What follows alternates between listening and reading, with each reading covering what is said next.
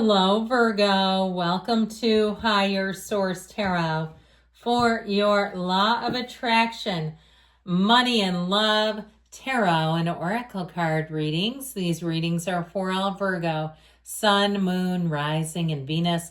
Now, I want to tell you, I changed the format of these readings about a month ago, and I'm going to keep it with the new format. So if you haven't seen this, it is a little different. We are going to begin with your overarching theme. You have the energy of the underworld. This always reminds me of the high priestess with the pomegranates, where all things pause and begin again. So if you've been in the sacredness of pausing, do not panic. Do not start trying to claw your way back out of it. It's okay to have a little pause.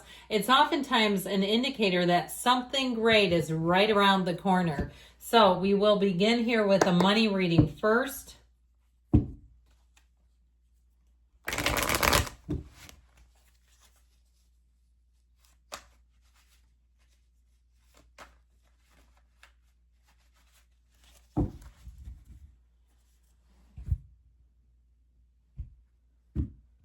All right, you've got the Empress, the Queen of Swords, death in the outcome, but do not be afraid of that, okay? This is a rebirth. It's transformation in the tarot.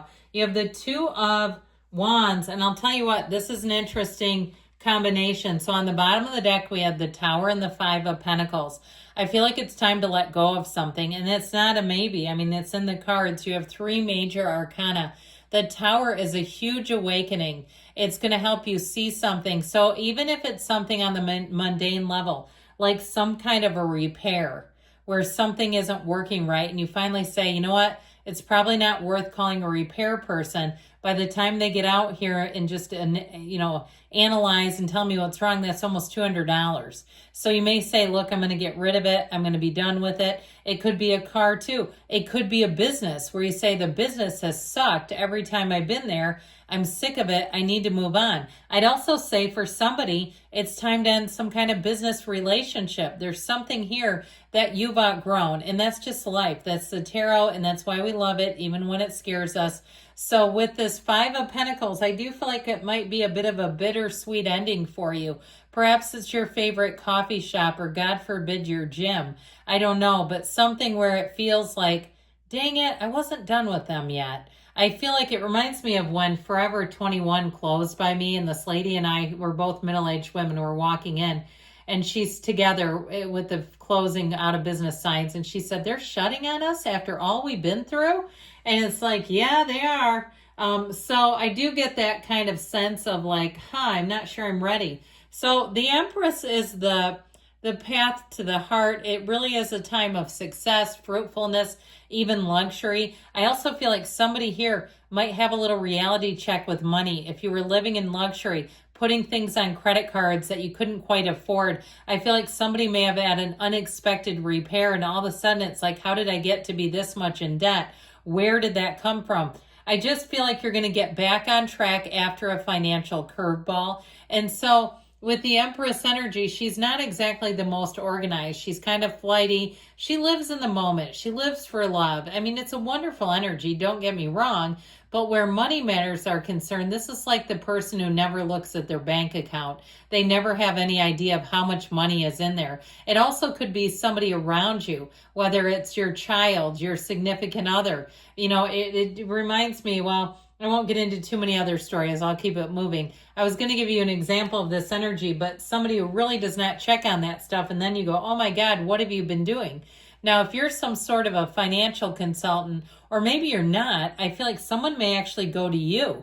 If it's a situation where you've kept your eye on the ball, that it's somebody around you who needs the help. Because either way, I feel like somebody here has sort of a come to Jesus moment where they wake up and go, okay, I've got to do this differently. Now, the Queen of Swords will help you big time because she will not repeat the same mistake twice.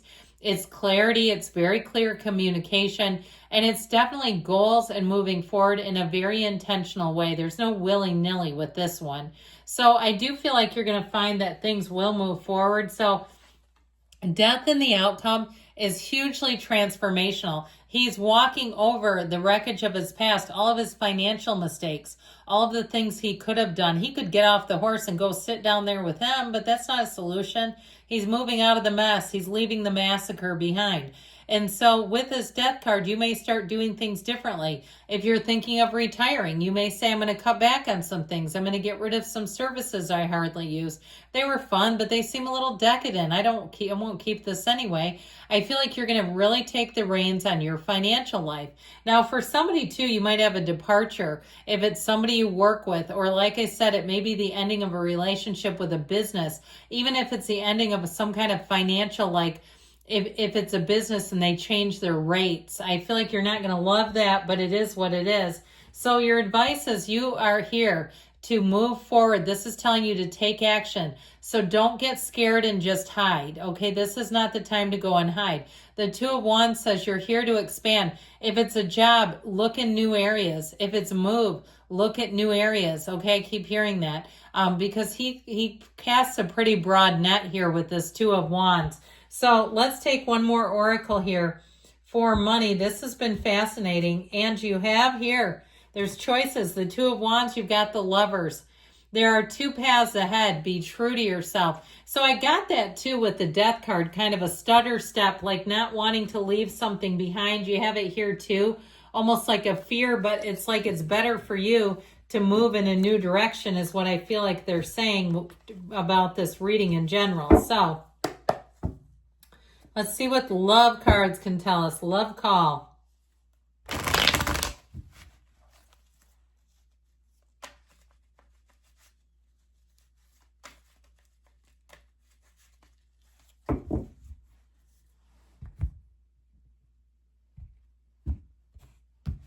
All right, you've got the Nine of Swords, the Emperor, and the High Priestess here. We've got the Five of Wands and the advice, so be careful with that.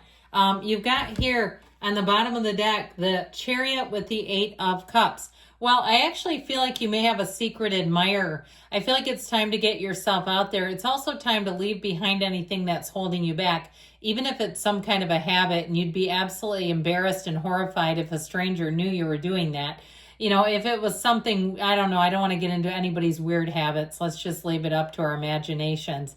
I'd also say too, though, if you live in a situation and you say it'd be so embarrassing to have anyone come in here, or my car's a mess, I feel like they're saying it's time to clean up all those areas to get yourself ready. The Chariot energy is wonderful in terms of love. It really is finding someone who would protect you. They'd also accept you too, but I still get wanting to put your best foot forward if it's a new relationship.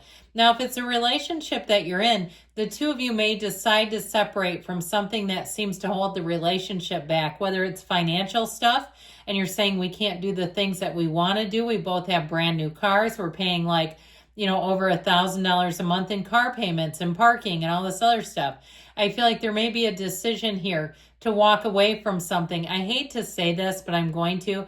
I feel like somebody has an issue with a four-legged friend, whether it's an allergy and it's a rehoming situation, or it's called we've never done this before and we took on something and it is not good for this animal because we don't have what it takes.